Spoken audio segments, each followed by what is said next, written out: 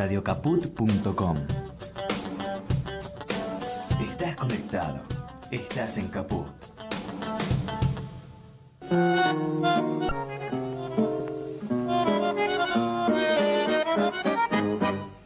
La batalla del Prado. Los jueves a las 15 en Caput.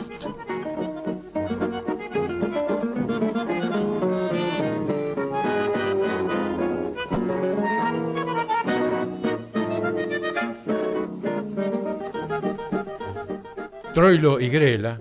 Marcos Mele, ¿te gusta eso que estás escuchando? Me encanta. Bueno, menos mal porque uno nunca sabe, ¿viste? Por ahí, hasta ahora venimos invictos con la pregunta del millón. A ver si viene uno y dice, no, a mí no me gusta porque a mí me gusta el platillo con no sé qué flauta estridente. Marcos Mele, damos la fecha, hoy es 19 de septiembre de 2024, quiere decir que estamos a 2 días de la primavera, estamos en una semana en que se celebran jornadas muy feas para la historia argentina, ¿no? Del 55, 16 de septiembre y todo eso, pero bueno, ahora este 19 de septiembre es bárbaro porque te viniste, Marcos, gran profesor de la Universidad de Lanús, Universidad Nacional de Lanús, la UNLA, que tiene una baraja de jugadores bárbaros, Lanús, porque todos los tipos que yo conozco y que no conozco son uno mejor que el otro. Conozco, por ejemplo, a Sergio Arribá. No lo conozco, lo vi una vez, le di la mano por un acontecimiento social a Francisco Pestaña. Escuché con tremenda admiración a Carlos Casali, hablando sobre el peronismo. ¿Quién más? Bueno, a Luis Hipólito Alem. Pero bueno, es un día bárbaro porque Marcos Mele, profesor de la UNLA, sos graduado en Ciencias Políticas vos. Licenciado en Ciencia Política y magíster en Historia, ya no por la UNLA, sino por la Universidad Nacional del 3 de Febrero. Ah, que yo la adoro, la Universidad del 3 de Febrero. La adoro. Vamos a hablar también sobre eso en algún momento. Pero lo invitamos a Marcos, te pedimos que vinieras, Marcos, por el tema Hernández Arregui. Porque este año, como hemos hecho nuestra colección de programas, es el año en que se cumplen 50 años de la muerte de 5 grandes, ¿no? Por lo menos 5, que fueron Perón, Jauretche, el padre Mujica, Hernández Arregui y Ortega Peña. Y Rodolfo Ortega Peña, justamente. Entonces, buscando a alguien que nos pudiera guiar en aunque sea una breve charla como es esto, sobre la figura de Juan José Hernández Arregui, de tal modo de decir, no somos indiferentes ante este recuerdo y ante semejante obra. Empezamos a buscar, a ver quién podría ser, y justamente Luis Hipólito Alem me dijo, llamalo a Marcos Mele, que tiene un seminario que es bárbaro, te vendió, parecía Coppola hablando de Maradona, Luis Hipólito Alem. Pero le tengo una fe total a la apuesta. Y contanos, ¿cómo armas quién fue Hernández Arregui? ¿Por qué haces vos ese seminario? ¿Va gente al seminario? ¿Le dan bola a los estudiantes? ¿Cómo está hoy? 50 años después, muerto en el 74, nació en Pergamino 29 de septiembre de 1912 y murió el 22 de septiembre, mirá qué mes de septiembre para él, 1974, en Mar del Plata. ¿Cómo está hoy, 50 años después, la cuestión o la figura de Hernández Arregui? Ante Marcos. todo, Horacio, enormemente agradecido por la invitación, por tu cálida presentación. Es un gusto estar acá en el programa compartiendo, conversando acerca de esta enorme figura del pensamiento nacional. Un primer punto relevante para abrir la charla es que nosotros en la Universidad Nacional de Lanús, desde hace ya mucho tiempo, por impulso de la rectora fundadora Ana Jaramillo y ahora en continuidad con nuestro rector Daniel Bossani, tenemos un espacio de formación para todas las carreras de grado y también para el personal docente y no docente, que es un seminario de pensamiento nacional latinoamericano. Un sello distintivo de la UNLA es que todos los edificios y espacios centrales de nuestra universidad llevan el nombre de hombres y mujeres muy destacados de la cultura nacional y del pensamiento nacional. Arturo Jauretche, Raúl Scalabrini Ortiz, Manuel Ugarte, José Hernández, Macedonio Fernández. Y por impulso de muchos de los compañeros que vos mencionabas, que conocés de la UNLA, aparece una vacancia, algo a consolidar, y es incorporar a estos autores ya no solo como figuras homenajeadas en los espacios públicos, sino incorporarlo en la formación. Y es allí que surge este seminario, que ya tiene más de 10 años de actividad, y a partir de 2017 pusimos en marcha un posgrado de pensamiento nacional, posgrado del que yo fui durante 5 años su coordinador académico, posgrado que tiene el máximo reconocimiento académico de parte de la CONIAU, fue acreditado en categoría A, la excelencia académica en cuanto a posgrado. Es un posgrado de pensamiento nacional latinoamericano, y en ese posgrado abordamos en profundidad, puntualmente en un seminario que es Las izquierdas y el problema nacional, abordamos en profundidad la obra de Juan José Hernández Arregui, que ha sido una obra muy prolífica y que vamos a empezar a ingresar en ella en los próximos minutos. ¿Y cómo lo organizaste ese seminario en la parte que a vos te toca? Dijiste, voy a empezar por dónde. Bien, a ver, por supuesto es un seminario que tiene una extensión que impide abarcar la totalidad de autores, pero sí es una muestra muy representativa de los principales exponentes de las izquierdas y su abordaje, su tratamiento de la cuestión nacional. Solo a modo de título. Sí. Allí trabajamos en profundidad la obra de Jorge Abelardo Ramos. El Colorado Ramos. El Colorado Ramos, de Jorge Eneas Pilimbergo, de Rodolfo Puigros, de Vivian Trías en la otra orilla, de Andrés Solís Rada en Bolivia. Bueno, una clase está abocada exclusivamente a la obra de Juan José Hernández Arregui. Hoy ese seminario está al cuidado de un enorme compañero, que también te lo recomiendo, así como Luis Alén tuvo la gentileza de recomendarme a mí para este programa, te recomiendo un enorme historiador y compañero que es Facundo Di Vincenzo. Ajá. Hoy yo le he pasado la posta al amigo Di Vincenzo de ese seminario, que es uno de los seminarios troncales del posgrado. Ahora, vos ahí estás en la universidad, no está el equipo, entonces dice, vamos a dar Hernández Arregui para que su figura sea conocida. Eso es una movida. Ahora, hay la otra, que es gente que dice, che, me gustaría leer algo o saber algo sobre quién fue Hernández Arregui, por qué todavía se lo menciona y se lo recuerda. ¿Hay interés? Sí, claro. No solo entre el núcleo de profesores del Seminario de Pensamiento Nacional, sino en las camadas de estudiantes formados al calor del propio seminario, ajá, que tienen siempre el interés, es decir, en todas las comisiones siempre surgen estudiantes que tienen la vocación de profundizar estos temas que uno los explora con cierto grado de generalidad, sobre todo en el seminario de grado, porque es algo introductorio, y en el posgrado ya con mucho más agudeza. Ahora, vos sos licenciado en Ciencias Políticas. ¿Dónde hiciste la carrera? ¿En la UNLA? Graduado de la UNLA, de la licenciatura en Ciencia Política. Esa carrera la hice entre 2007 y 2012. Y ya fui desplazando en los últimos años de la carrera e inserto en grupos de investigación, fui desplazando mi interés por la historia de las ideas políticas y la historia del pensamiento nacional.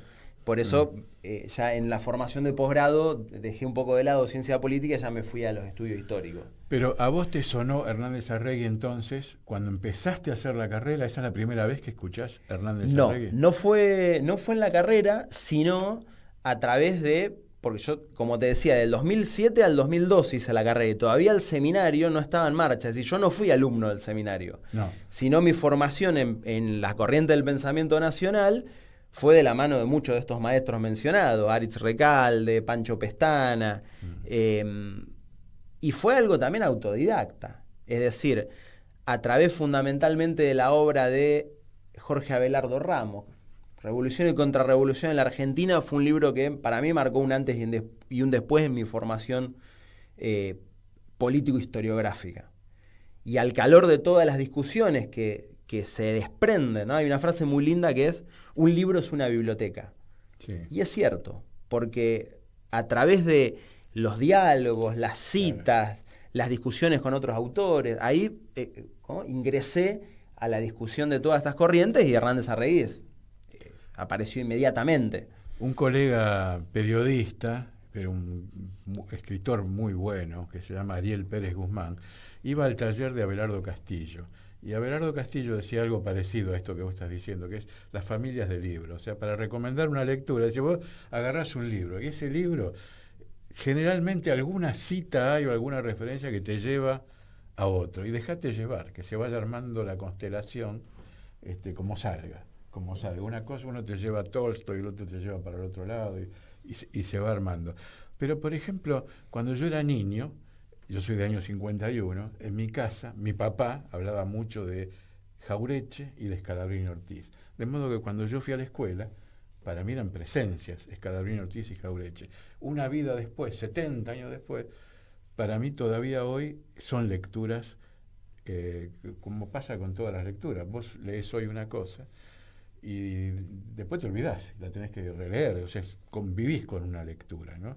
Entonces, pero a vos, Hernández Arregui o estos grandes pensadores que mencionás, ¿de dónde te vienen a vos? Insisto, en el ámbito de la UNLA, como tenemos los edificios, los espacios, no teníamos el seminario en marcha, entonces se me genera la inquietud inmediata, decir, bueno, ¿quién es Jauretche? Empecé a indagar de manera autodidacta, inspirado por los edificios de la UNLA, los espacios públicos de nuestra universidad, empecé a indagar de manera autodidacta. Ajá. Y fue puntualmente un profesor de teoría política, que yo ya estaba bastante avanzado en las lecturas de Jauretche, de Abelardo Ramos, de Scalabrini Ortiz, como mencionabas recién. Me dijo, te falta leer a Hernández Arregui. E ingresé puntualmente a una obra que fue La formación de la conciencia nacional, obra del año 1960, que tiene como núcleo la discusión en torno a las corrientes de izquierdas y a las corrientes del nacionalismo argentino. A partir de esa primera obra, que también, así como te decía hace un rato de Revolución y Contrarrevolución del Colorado Ramos, La formación de la conciencia nacional es un libro que, si un joven me pidiera una recomendación de qué libro comenzar a leer para conformar su formación política, sin duda ese libro goza de un grado de actualidad enorme. Entonces, a través de esa obra fui expandiéndome a los otros trabajos de Hernández Arregui, de los que vamos a hablar. Sí, es como si estuvieras diciéndonos la importancia que tiene la educación, la universidad. Claro. Porque a vos no te venía de antes. No. ¿Y la política de dónde te vino? El interés por estudiar ciencia política. Estamos yendo de dónde, cómo se va dando tu aproximación a Juan José Hernández Arregui. Mirá, el interés por la historia política de la patria, si te tuviera que marcar una anécdota familiar, a través de mi abuelo. Mi abuelo paterno. Bueno. Mi abuelo paterno es un hombre, como muchos de los hombres de la Argentina que pasaron su infancia en la década infame, llegó hasta 3er grado nada más, porque tenía la obligación de laburar en tareas rurales en mi pueblo, en San Vicente. Y él, si bien no tuvo instrucción formal, atesoraba 3 libros. 3 libros que cuando él falleció yo los recibí como legado, que eran Perón, el hombre del destino, de Enrique Pagón Pereira, La vida de don Juan Manuel de Rosas, de Manuel Gálvez, y, por supuesto, El Martín Fierro, de José Hernández. A través de esos libros, yo, ya siendo adolescente, empecé a tener mucho interés por la historia de la patria, y a través de los pensadores nacionales, fui obteniendo las coordenadas que muchas veces uno no logra hallar con tanta facilidad cuando uno es bastante joven. Han sido sin duda maestros que orientaron las ideas políticas de muchos de nosotros. Flor de raíz entonces tenés, ¿no? ¿Y después tus viejos? Mi viejo también se interesaba mucho por la formación política, pero él ya pudo acceder a la instrucción formal. ¿Qué estudió? Mi viejo era profesor de escuela técnica. Bueno, pero también tenía mucho conocimiento político, le interesaba mucho la historia de los ferrocarriles. Por eso, a través de mi viejo ingresé a Scalabrini. Claro. Entonces hay un marco ahí familiar, pero potenciado, por supuesto, por la UNLA, que él lo sistematizó. Claro, es como Te voy a hacer una metáfora sonsa, pero la voy a hacer. Como de Peckerman Scaloni. Terminamos con un Scaloni que arrasa con todo, ¿no? En las grandes, a los grandes equipos del mundo. Cuando empezamos a rastrear nosotros a Hernández Arregui para este programa, una de las primeras cosas fue, entré a Google y entramos a YouTube, y entonces me aparecía Juan José Hernández Arregui, hijo, fallecido hace poco, ¿no? Hay una entrevista de Martín García muy linda. Entonces vi que él militaba en el partido Miles, que es de Luis Delía. Entonces le escribí, me conseguí el WhatsApp y le escribí a Luis Delía, digo, mire, Luis, y me llamó por teléfono, y me ratificó que sí, que tenía mucha cercanía con Hernández Arregui, hijo, que por las dudas, si hay tiempo, tenemos un videíto de YouTube para poner, lo íbamos rastreando. Y otra cosa que me apareció es una nota que escribió Norberto Galasso, compañero de esta casa, entre otras cosas, ¿no? Otro de los grandes, ¿no? Otro de los grandes estudiosos, historiadores. Entonces, es una nota que había publicado en el año 1985 en la revista El Periodista de Buenos Aires. Te tiro algunas cosas que dice al pasar. Juan José Hernández Arregui, soy peronista porque soy marxista. Juan José Hernández Arregui, ensayista y polemista que ya en su juventud había ensamblado las posiciones nacionales del irigoyenismo con las lecturas de Marx. En esa línea, él dice, en la primavera de 1955, poco después del golpe del almirante Rojas y frente al antiperonismo expresado por la mayor parte de la intelectualidad, alguien dijo, yo los voy a cocinar en su propia salsa. Era Juan José Hernández Arregui, y de esa decisión nació Imperialismo y Cultura, libro insoslayable. Bueno, ese libro, por supuesto, te lo habrás remanchado. Varias veces. A ver, ¿por qué? A ver, Me encanta este ingreso a Imperialismo y Cultura, fundamentalmente a través de Norberto Galasso. Los dos grandes. Galasso, ¿no? Un capo, Galasso, sí. Un maestro de generaciones y generaciones. Los dos biógrafos de Juan José Hernández Arregui han sido Piñeiro Iñiguez y Norberto Galasso. Y esa frase que vos recogiste con absoluto tino, de Hernández Arregui cocinando a la intelectualidad en su propia salsa. Es extraordinario esto, porque muchos de los hombres del pensamiento nacional desplegaron su producción en el plano de la ensayística, y uno de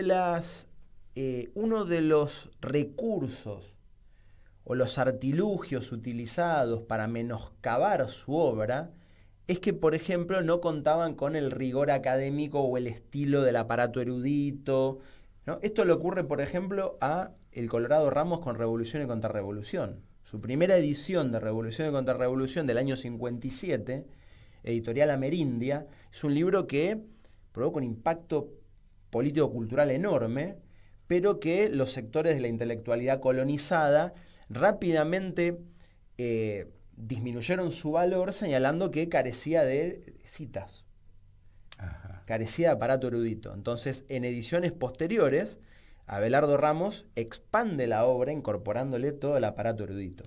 Bueno, esto no era algo característico de los pensadores nacionales, ese estilo cuidado en cuanto a determinados cánones académicos, porque tampoco era subjetivo. Ellos estaban dando la polémica en otro aspecto, en un aspecto extra universitario, extra académico. Hernández Arregui tiene esta particularidad que no se ve presente en los demás, o al menos en la mayoría de los pensadores nacionales. Hernández Arregui es un intelectual de fuste. Hernández Arregui se doctora en filosofía por la Universidad de Córdoba con medalla de oro. Es discípulo de Mondolfo. Y es uno de los profesores universitarios expulsados a partir de la revolución, el golpe de septiembre de 1955. Lo que Jauretche llama los profesores Flor de Ceibo, ¿no? En Los Profetas del Odio y la Yapa. Sí, ¿por qué es eso? Jauretche da la discusión entre los profesores Flor de Ceibo y los profesores Flor de Romero. La Flor de Ceibo, la flor nacional, era asociada con la producción de la industria nacional en franca despegue durante el peronismo. Entonces, cada vez que se buscaba menoscabar un artículo de la industria nacional, se le decía, es un artículo flor de ceibo. Ajá. Bien, esa caracterización en clave peyorativa se la van a aplicar a los profesores universitarios, a los académicos que adherían a la Revolución Nacional Justicialista. Juan José Hernández Arregui va a ser uno de ellos. El chiste de Jaureche es, derrocado el peronismo, la Universidad de Buenos Aires queda bajo el halo de José Luis Romero, entonces los profesores Flor de Ceibo van a ser expulsados de las cátedras y suplantados por los Flor de Romero.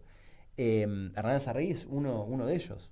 Y tan grave va a ser esto que, por ejemplo, va a perder su sustento. Él era profesor universitario en La Plata y va a pasar a depender de el salario de su señora, que era maestra.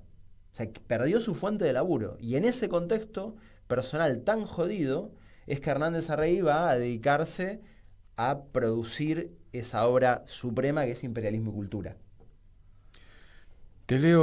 Les leo, comparto otra de las líneas que subrayé del artículo de Norberto Galazo. Dice, hacia 1944 culmina su carrera universitaria con la más alta distinción, Premio Universidad, Medalla de Oro y Diploma de Honor. ¿En la UBA o en Córdoba? No, en la UBA.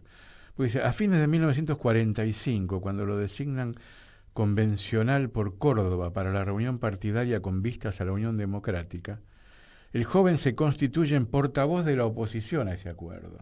Está en el radicalismo, en el corazón del radicalismo. El triunfo de la posición conciliatoria de esa convención lo llama a apartarse paulatinamente del partido y en febrero de 1946, si bien da su voto a Sabatini para gobernador de Córdoba, sufraga en cambio por Perón en el orden nacional. Un año después renuncia al radicalismo. El conflicto, bueno, la gran frustración de lo radical se ha consumado, esto en 1947. Ahora, esto a propósito de lo que vos decís del nivel académico que tenía este hombre, ¿no? Luego desvalorizado, lo que sea. Él es profesor en La Plata y en Buenos Aires, donde se gratifica espiritualmente en la investigación y en el trato con los alumnos. A propósito, quiero preguntarte a vos de tu experiencia como profesor. ¿Tenés trato con alumnos directamente? Porque además de la UNLA, con estos temas de Hernández Arregui, vos también das clases en TEA y en Deportea sobre periodismo, historia del deporte, historia del periodismo deportivo. ¿Cómo es tu relación con que son más pibes que vos? Correcto. ¿No es cierto? A ver, yo arranqué muy joven. A dar clases, poquito más de 20 años. Y la verdad que es algo netamente vocacional. Forma parte de mi vida, es algo que yo jamás me imaginaría no dando clases. Claro. La verdad que es algo que forma parte de mi esencia. Lo hice toda mi vida. Cuando ya era pibe me imaginaba que ese iba a ser mi destino. Y la verdad que ese intercambio, el reconocimiento que a veces surge pasado mucho tiempo de estudiantes que cursaron con uno y que reconocen cosas así por el estilo, es decir, no, a partir de tus clases por primera vez leí a Roberto Arlo, por primera vez leí a Scalabrini, eso la verdad que es lo más gratificante. Y Hernández Arregui fue profesor universitario y al mismo tiempo hizo todo un cuestionamiento a cuál era el rol de las universidades en los países semicoloniales.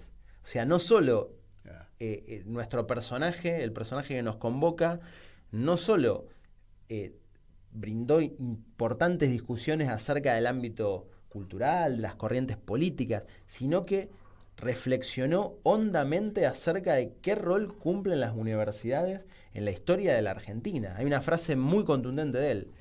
Pensemos que el gobierno peronista en noviembre del 49 suprime los aranceles. Las universidades eran aranceladas. Pero tenemos universidades en este suelo antes de que exista la Argentina, ¿no? En 1613 este suelo pertenecía al Virreinato del Perú y ya teníamos una universidad en Córdoba. Sí. ¿Qué es lo que dice Hernández Arregui? La historia de nuestras universidades ha sido la historia de nuestra oligarquía. Es decir, la universidad como un reducto de un sector social minoritario concentra, que tiene en su poder el monopolio de la cultura. ¿Sí? No solo hay que pensar al régimen oligárquico y su monopolio en cuanto a lo económico, sino fundamentalmente el monopolio en la cultura. Entonces Hernández Arregui veía que la universidad como institución iba a realizar un viraje en su orientación al calor de las luchas de los pueblos del tercer mundo y de Iberoamérica en particular, la lucha por su liberación nacional. Hernández Arregui decía, en un país subyugado, en una patria sometida, es muy difícil que la universidad pueda romper esa tradición histórica de formación colonizada. Claro, esa cosa de que nada sale de un repollo, ¿no? Nada sale por generación espontánea, siempre algo hay, alguna cosa hubo antes, ¿no? Como te decía en chiste, pero no tanto, lo de Scaloni no es que surgió de la nada, como yo creía. Dije, no, este pibe no va a andar, porque yo no podía ver que venía de Peckerman, entre otras cosas, ¿no? Analogía que te reitero, porque digo, claro, juventud como la que nosotros tenemos, te pongo como ejemplo, pero no sos el único, por supuesto, gracias a Dios. Tipos que vos escuchás con lucidez y con vocación por las cosas, tampoco salen de un repollo. Al escucharte, digo, bueno, estaba tu viejo, que es lo más directo para tener una explicación a tu precocidad en la docencia. Pero me permito, por razones generacionales, decir, y había un abuelo, es decir, la importancia de los abuelos en días como estos, en los cuales todos los jubilados, tercera, digamos, los fajan, le dan con palos y demás, porque hay una pregunta, antes de hablar de la política previsional y de la administración pública y demás al respecto, yo creo que hay que preguntarse, ¿qué pensás vos que hay que hacer con los viejos? ¿Qué pensás vos que hay que hacer? Y se me cruza esta reflexión de presente, por la mención que hiciste de tu abuelo, que me parece realmente extraordinaria. Y otra que hiciste al pasar cuando dijiste que en cada libro hay condensado una biblioteca por despliegue. Están todos los libros del mundo, están en un solo libro, si vos querés. En esta página de Galazo están todos los libros de toda la historia de la humanidad y toda la historia de la Argentina.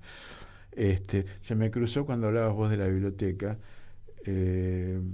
Kenia, Jomo Kenyatta, el primer presidente de la Kenia independiente, que decía, en Kenia, cuando se muere un viejo, es como si se incendiara una biblioteca, ¿no? De modo que se me cruza también José Saramago escribiendo sobre su abuelo, unas 2 paginitas nomás en las pequeñas memorias, pero me permito este homenaje a nosotros, los abuelos, con toda la alegría que nos da ver que se sigue jugando bien. Los pibes siguen saliendo jugadores. Adolfo Pedernera decía, este es un país que usted siembra tapones y crecen jugadores de fútbol. Lo bueno de esa metáfora de Pedernera es que pasa en todos los ámbitos. Acá que músicos, escritores, docentes, profesores, y además qué bueno las universidades que vos mencionás, la de Lanús, la del 3 de febrero, que yo tanto quiero, y estas escuelas como TEA y Deportea, que tantos jugadores sacan, ¿no? Tantos periodistas dan. Bueno, él se gratifica espiritualmente en la investigación y en el trato con los alumnos, comentario que has hecho. Jauretche, su formación marxista genera denuncias por infiltración, qué cosa increíble, ¿no? Que todavía existe esto. Siendo defendido por su amigo Jauretche. Y Jauretche, bueno, tiene unos párrafos citados muy interesantes por Galazo en este artículo. Subrayo esto, Hernández Arregui dedica sus mayores esfuerzos a la crítica literaria en un programa que se emite por Radio del Estado. Programa que no pude encontrar, me hubiera gustado que pasáramos acá la voz de Hernández Arregui. Trabaja en la revista ¿Qué? Aquí estuvo más de un programa Nora Lafón, nuestra amiga Nora Lafón, que era una chica y trabajaba en la revista ¿Qué? Con Escalabrino Ortiz, entre otros. Hacia 1960 publica Formación de la Conciencia Nacional. ¿Qué zapa con ese libro? Es el libro central de Hernández Arregui, y es una obra que tiene un grado de profundidad muy grande en cuanto a la discusión de las corrientes de izquierdas por un lado y las diversas corrientes del nacionalismo por el otro, ¿no? Tema que cosa de enorme actualidad, ¿no? ¿Qué rol juegan las izquierdas y los nacionalismos en los países centrales y en los países que bregan por su liberación nacional? Acá hay una frase extraordinaria de Hernández Arregui puntualmente sobre la cuestión del nacionalismo. Hernández Arregui va a decir: hay nacionalismos colonizadores y hay nacionalismos de las colonias. No confundir una corriente con la otra. Y que es un error que habitualmente se replica. Es decir, cada vez que se habla del nacionalismo, asociarlo erróneamente con experiencias, ¿no?, terribles, como el fascismo, el nazismo, etc. Hernández Arregui dice: no, un momento, no hay que confundir una cosa con la otra. Hay nacionalismos colonizadores y nacionalismo de las colonias. Y el nacionalismo por el que él va a bregar es un nacionalismo de liberación nacional. Es el nacionalismo de los pueblos coloniales y semicoloniales del tercer mundo que están pujando por las revoluciones nacionales en sus patrias. Entonces, un artilugio habitual que se utiliza para disminuir el valor de esas experiencias de la lucha por la liberación nacional es asociarlo con el nazismo, con el fascismo, situación que en la Argentina le ha ocurrido al movimiento nacional justicialista, ¿no? Que los sectores de oposición rápidamente intentaron asociarlo con, ¿no?, esa soncera de la que nos habla Jaureche, ¿no? Claro. Facio, nazi, facio, nipo, falange, peronismo. Bueno, Hernández Arregui tiene la lucidez y además la claridad intelectual para decir: no confundamos una corriente con la otra. Y al mismo tiempo, dentro de los nacionalismos de la Argentina, Hernández Arregui nos dice: una cosa es el nacionalismo aristocrático, xenófobo, que observa como su enemigo al inmigrante anarquista italiano-español. Esa es una corriente del nacionalismo, un nacionalismo carente de toda base popular. Y otra corriente muy distinta es la del nacionalismo democrático y popular forjista. Claro. Es decir, no confundir esto, que es algo que uno puede llegar a confundir, puede tender a confundir. Ese es un libro que nos da la claridad que necesitamos para abordar las diversas corrientes, tanto de izquierdas como nacionalistas. Arregui escribe peronismo y socialismo, cómo sintetizar esas dos corrientes. Y entre las cosas escamoteadas a la memoria que uno puede tener disponible ahí nomás, ¿no? Mientras el libro está en imprenta, Peronismo y Socialismo, el 19 de octubre de 1972, un poderosísimo artefacto explosivo barrió con los 3 balcones del primer piso y desintegró las paredes que dividían los ambientes del departamento del escritor, ocasionándole heridas de suma gravedad a su esposa y leves a él, en un atentado que, según los diarios, no llevaba propósitos intimidatorios, sino de muerte. Yo tenía borrado que había sufrido un atentado de semejante magnitud, ¿no? Que generalmente uno siempre tiene presente los atentados, esos que marcaron un antes y después, ¿no? Como el asesinato de Ortega Peña, o la bomba a Hipólito Solari y Irigoyen. Uh-huh. Pero de Hernández Arregui yo tenía borrado que él hubiera sufrido un atentado así.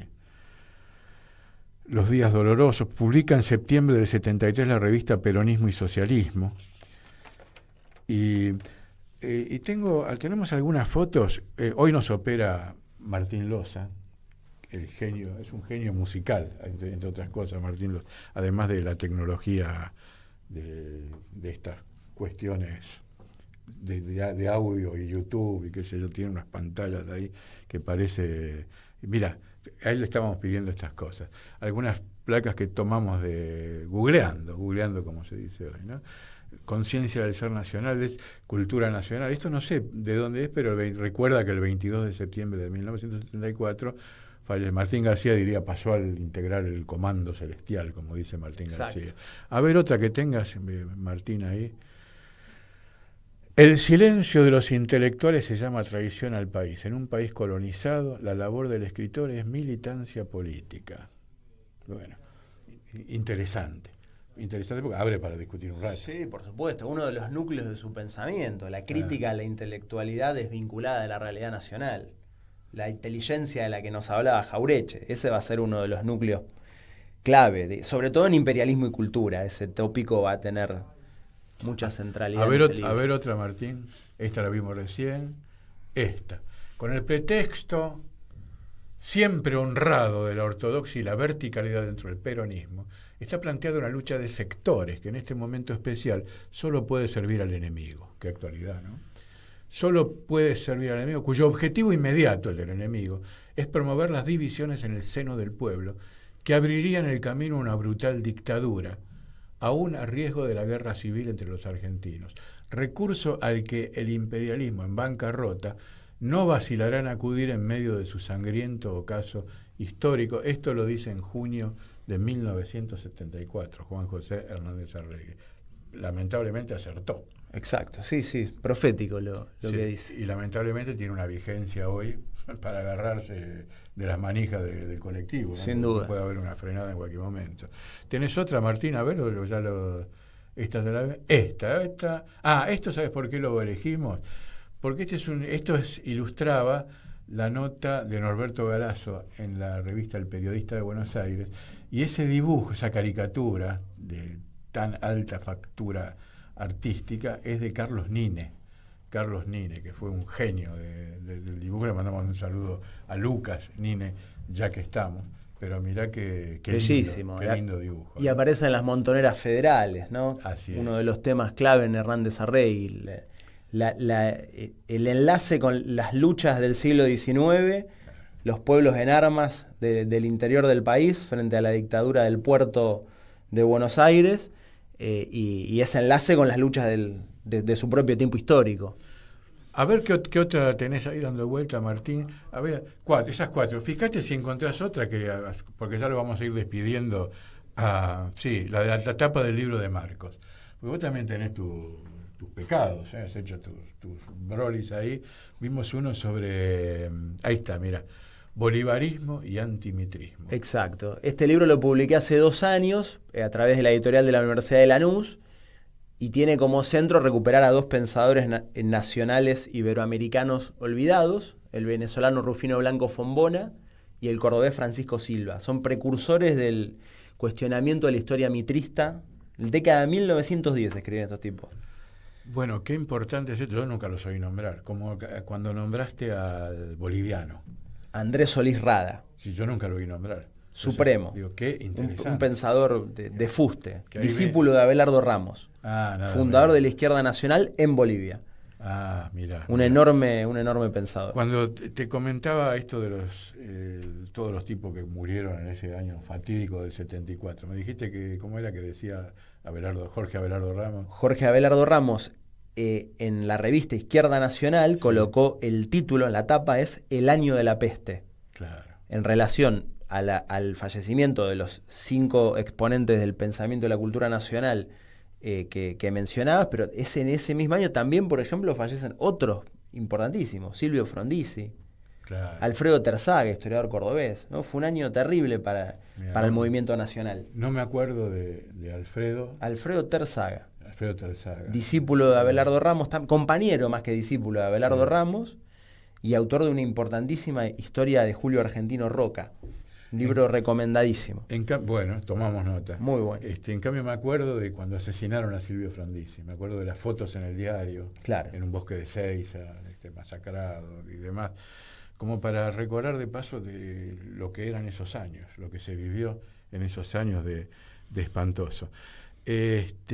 Si te parece, te vamos a despedir porque sé que tenés clase. Así es. Si no, te seguiríamos sacando... Pero ya va a haber otra oportunidad si me invitan, con mucho gusto. Sí, no, por supuesto. Van a sacar unas obras... quedó en el tintero la parte literaria de ficción, digamos, de narrativa, de narrador, de Hernández Arregui. También de lo que están haciendo en la UNLA con la obra de Roberto Ar. Hay montones de cosas. Difundimos algunos anuncios de lo que viene. Vamos a publicar, si todo sale bien, en lo que queda de este año, la reedición de una obra prácticamente inhallable, el primer libro de Hernández Arregui, que no es Imperialismo y Cultura como se suele creer, sino 7 notas extrañas, que es una obra de literatura macabra, muy inspirado al estilo Edgar Allan Poe. Son 7 cuentos en ese estilo literario. 21 años tenía nada más Hernández Arregui cuando aparece esta obra, que tuvo muy buena recepción en la prensa de la época. Qué bárbaro, ¿no? Y Jaureche le hizo un comentario positivo, ¿no? Y sobre el otro que decías, Horacio, desde la UNLA tenemos en marcha, ya está disponible el tomo 1, las Aguafuertes completas y otros escritos de Roberto Arlt, autor, dicho sea de paso, muy elogiado por Hernández Arregui. Vamos a publicar toda la obra periodística de Roberto Arlt, algo que nunca se hizo hasta el día de la fecha. Ya tenemos disponible para descarga el tomo 1. Si me permitís, le comparto el enlace. Claro. Es aguafuertescompletas.unla.edu.ar. Ahí a un solo clic se descarga gratuitamente el tomo 1. Y en lo que queda del año vamos a publicar 2 tomos más con los que vamos a completar todas las notas de Roberto Arlt en el diario El Mundo en el año 1928. Bueno, Marcos Mele, nos hemos ligado a una clase bárbara sobre Juan José Hernández Arregui con toda la admiración del mundo. Te agradecemos mucho, le vamos a pedir un corte a Martín Loza y la seguimos. Muy agradecido, Horacio, y la seguimos cuando mandes. Saludos a la muchachada de la UNLA, que son serán dados. Está lleno de cracks. Vamos a ver si lo traemos a Alén. Claro, decirle que vaya, vení vos alguna vez. Así que lo vamos a perseguir también. Buena clase hoy, muchas gracias por todo. Gracias, Horacio, nuevamente. Vamos al corte nomás. ¿Cómo puedo hacer para escuchar Radio Caput en el celular? Primero lo importante. Prenda el teléfono. Así puedo acercar a saludarlos y... Abra el Play Store de Google, tipee en el cuadro de búsqueda Radio Caput, Caput con C. No desesperes, es la única que hay. Toque el botón instalar y espere unos instantes. La aplicación de Radio Caput ha sido instalada exitosamente. Busque el icono en su celular. Los quiero mucho, los aprecio, los admiro mucho, lo que hacen, los felicito. Y podrá escuchar la única e irreemplazable programación de Radio Caput. Sería un placer para mí, realmente. Radio Caput. En Caput había un viejo. pasan cosas. Dice así: si uno tiene un amor, una muchacha, una cosa que le anda por la piel por todas partes, digamos Buenos Aires, digamos un octubre, un poema, y pasa algo, ocurre que viene el mal, la peste, una desgracia, los cretinos mascadores de chicle, boleadores de todo lo que crece, un yanqui hijo de puta, los cretinos mascadores de chicle, para ser más precisos a matarlas, un yanqui hijo de puta. Entonces ya no se puede hablar así nomás, es necesario odiarlo, destruirlo, hay que pelear con rabia y encontrar la manera de acabarlo, salirles al encuentro como sea y además decir, como un rezo, casi obligatorio, yanqui hijo de puta, todos los días, y enseñárselo a los chicos. Radio Radio Caput. Caput. Por amor a la vida, nada más, simplemente. Esas cosas. Norberto Galazo en Caput. Mandanos un WhatsApp. Mandanos Sarasa y Noticias.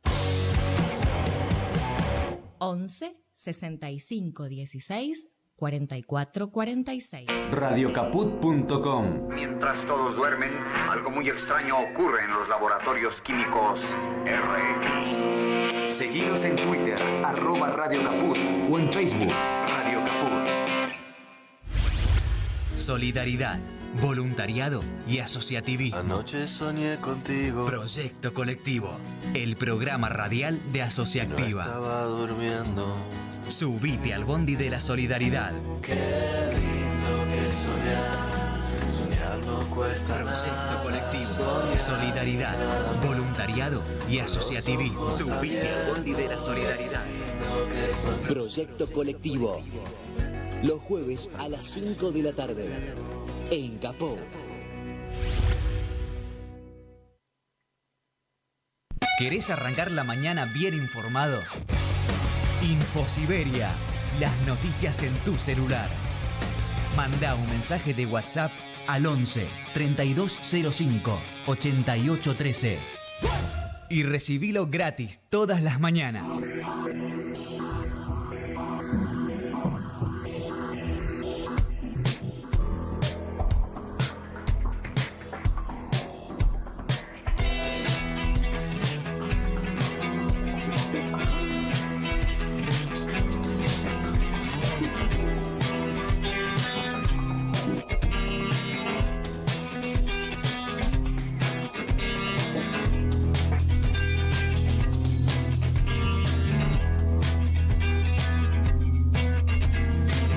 despertamos sumergidos en pantallas de saturación. Brotó basura y nos tapó el sol. A veces creo que no siento, a veces dudo y vuelvo a nacer. Brotó la luna y se fumó la flor. Un par de hijos de puta se vapean. Marcelo Ángelo Caruso, ¿estás ahí en línea? Horacio, querido, ¿cómo le va? Buenas tardes. Bien, muy bien al escucharte, como diría el gran Caló y el gran Clemente, un cacho de literatura, no se le niega nada. Ajá, muy bien. Bueno, lo voy a hacer rapidito porque estamos sobre el pucho, ¿no? No, pero tranquilo que tenemos hasta las 16 horas, una eternidad, es la eternidad, como dice el infinito en un junco. Con vos tenemos 2 palabras, ya está, ya es gol. Bien. 2 palabras y al remate, al garco. Muy bien. ¿Qué Bueno, tenés? A hoy ver. tengo una novedad que acaba de salir, es muy interesante. Es un librito que publicó Plata y Ríos de César Aira. Ajá. Bueno, escritor argentino de Pringles, año 49 nació. Bueno, es famoso ya por ya pasó más de 100 novelas, digamos, ya escribió más de 100 novelas. Sí, Aira. Estuvo también nominado para el Premio Nobel hace unos años atrás. Sí. Y este libro es muy interesante. Es entrar en el universo. Son textos muy cortos, una página, algunos tienen media página, 2 páginas, en donde se podría decir que es como hay reflexiones, filosofía, su manera de encarar la escritura. Es muy divertido y muy gratificante para los que leemos mucho, porque acá entramos en su universo de lecturas, ¿no? Claro. Acá habla del Conde de Lautremont, por momentos habla de Lezama Lima, de Wallace Stevens, de Raymond Roussel, ahí se me fue ese nombre. Bueno, es muy interesante y situaciones muy como sobre lo interesante, sobre lo que cómo encara la escritura, ¿viste? Sí. Y las paradojas que él siente a veces, porque él es como muy le gusta mucho Duchamp, Picasso, Miró. Y Raymond Roussel escribió una obra, entre ellas Impresiones de África. Sí. Es como una escritura bastante particular, es como un escritor de culto, y para él es así como su dios, digamos. Y la diferencia que él hace una comparación en ese caso, no es uno de los textos, de lo simple que él es con respecto a lo que es Roussel, ¿no? Él escribe prosa llana, según él. Pero está muy bueno este librito. La verdad que también voy a agradecerle a Damián Ríos, que es el editor de Plata y Ríos, que me pasó este libro, para que habláramos un poco de él. ¿Cómo se llama la editorial? Blatt y Ríos. Blatt y Ríos, son los dos, ¿así es? Sí, porque son dos. En realidad son Mariano Blatt y Damián Ríos. Los dos son poetas. Claro, con razón los conocés vos. Entonces, con razón, digo, Blatt y Ríos, ¿de dónde salió? Y son poetas, ya está. Pero hay libros muy buenos publicados por él. Seguramente. ¿No? De César Aira hay como una colección que ellos van publicando de a poco, ¿no? Por Blatt y Ríos. Es una novedad. Sí. Óyeme, Marcelo, ¿y cómo se llama? ¿Cuál es el título de este libro de Aira? Ideas diversas. Ideas diversas. Mira, hay algo muy interesante. Mira, un textito muy cortito que dice: tengo la teoría de que el objeto va a volver con toda su realidad, su dignidad, su belleza, su apelación a los 5 sentidos. No creo que la humanidad se resigne al mundo espectral de las pantallas, teniendo a su alcance a los objetos. Me parece bárbaro. Me parece sí, tremenda actualidad cuando estamos invadidos por el espectro de la inteligencia artificial, ¿no? Sí, y además pero en la pantalla vos ves algo, un fantasma, no sé qué, una representación, una reproducción de algo, una imagen que se mueve, un dibujito animado, pero con la inteligencia artificial no ves nada, ves es un concepto con el cual te están chamullando para que vos digas, no voy a tener trabajo porque viene la inteligencia artificial y yo no puedo competir con la inteligencia artificial. Y la otra cara de eso es que te dicen, no, y van a venir los chinos y te van a controlar todo, te van a meter una camarita de seguridad hasta en el baño, y vos entonces no vas a poder pensar en libertad porque la inteligencia artificial, el espionaje, vas a quedar acorralado como una cucaracha, ¿ves? Peor que una cucaracha. Pero en este caso, Aira parece que es optimista. Sí, estoy total. Va a volver al objeto. Al objeto. Claro, ¿qué inteligencia artificial? Déjame tocar una cosa, una persona, una mano, una cara. Recién estuvimos con Marcos Mele hablando de la figura de Juan José Hernández Arregui, y una cosa trae la otra.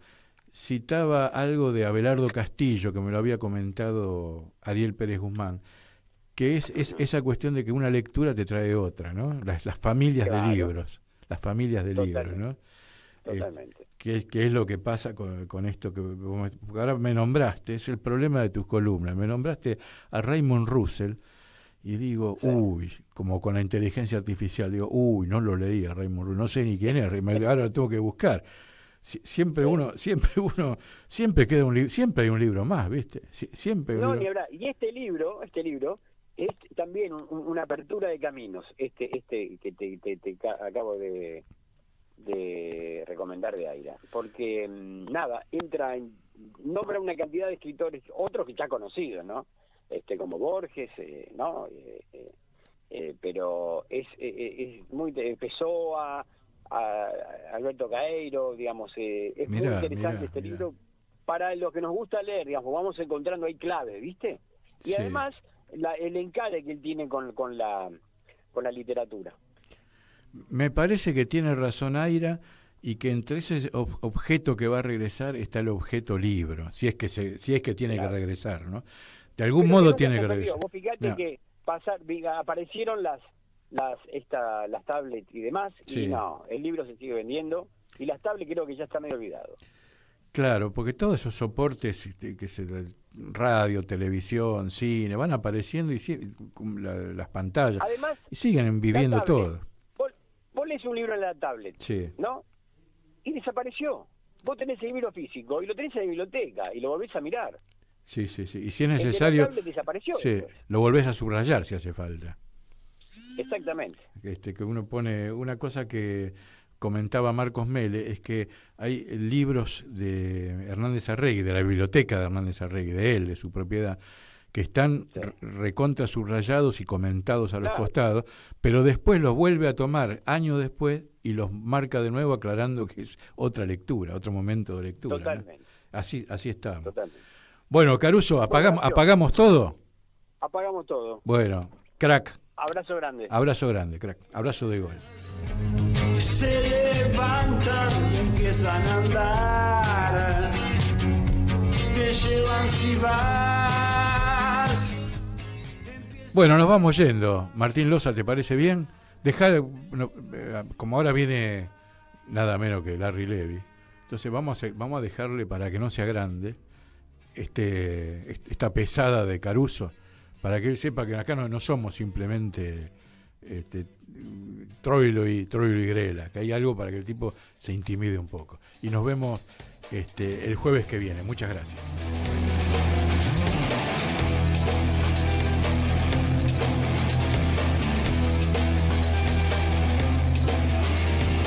Despertamos sumergidos en pantallas de saturación. Brotó basura y nos tapó el sol. A veces creo que no siento, a veces dudo y vuelvo a nacer. Brotó la luna y se fumó la flor. Un par de hijos de puta se babean espíritu.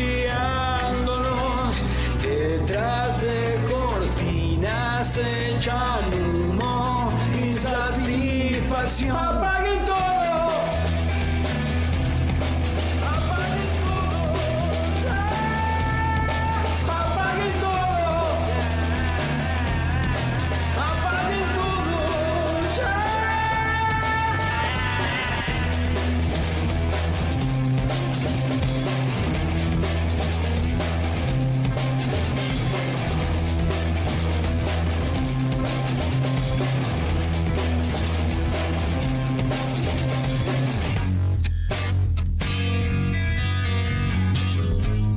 Cruzan las pantallas, multitudes se levantan y empiezan a andar. Te llevan si vas, empiezan a andar. Te llevan si vas.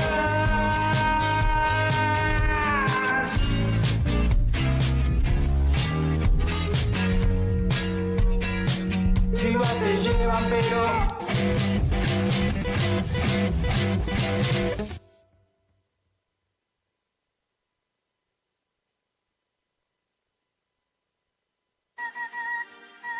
En Caput A Diego Maradona. pasan cosas. Todo el apoyo sincero de un peronista, de un hombre que quiere que la gente coma, que la gente sea feliz. Por eso le mando un beso grande a Eber Bonafini y a vos, Calamaro, te quiero mucho. Muchas gracias por compartir el Santuario de las Madres. Son unos encuentros muy sentimentales los nuestros. La verdad que nos queremos mucho. Radio Caput. Diego es Diego. Y bueno, son